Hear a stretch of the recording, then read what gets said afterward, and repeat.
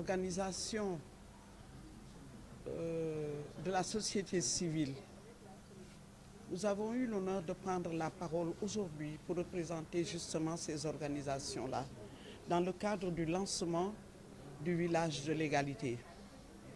Ce village, à notre avis, se doit d'être un cadre de dialogue, de sensibilisation et de mobilisation entre nos autorités locales, les autorités judiciaires, les organisations de la société civile et les partenaires. Effectivement, un cadre comme celui-là, un espace comme celui-là, où les femmes peuvent accéder aux informations, accéder à la prise en charge, à l'accompagnement et aux orientations qu'il faut, les orientations dont elles ont besoin pour faire face à la justice. Parce que le problème qui se pose chez nous, c'est le problème de la plainte. Les femmes n'osent pas porter plainte, les femmes n'osent pas dénoncer.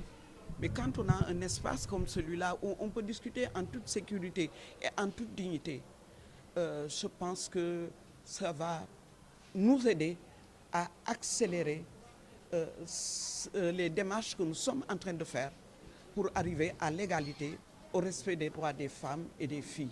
Nous pensons que nous avons déjà mis en place le centre Koulimaro justement avec l'appui de ONUFA. Mais si on a un village aujourd'hui de l'égalité, ça ne fait que venir appuyer ce que nous faisons sur place. Des partenaires tels que AEMO, tels que les boutiques de droit, qui sont des partenaires de taille.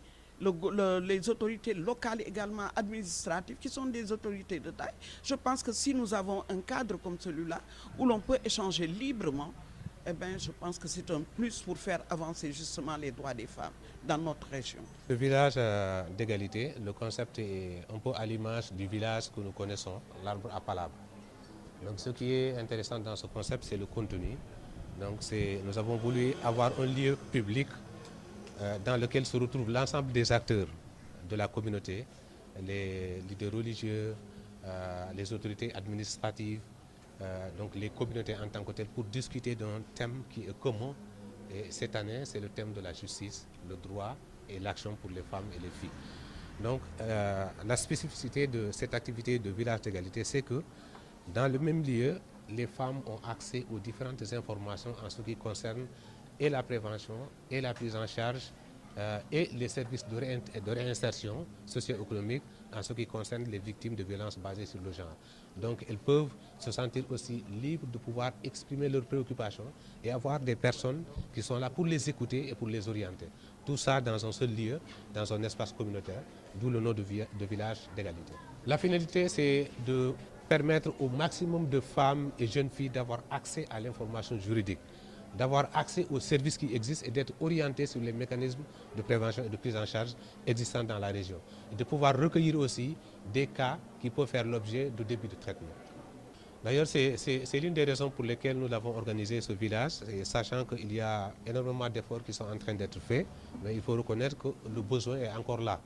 Donc avoir un lieu où on peut rassembler d'un seul coup le maximum de prestataires de services et demander à toute la population de pouvoir se représenter et d'exprimer leurs besoins. Nous pensons que cela contribue de façon significative à leur accès à l'information.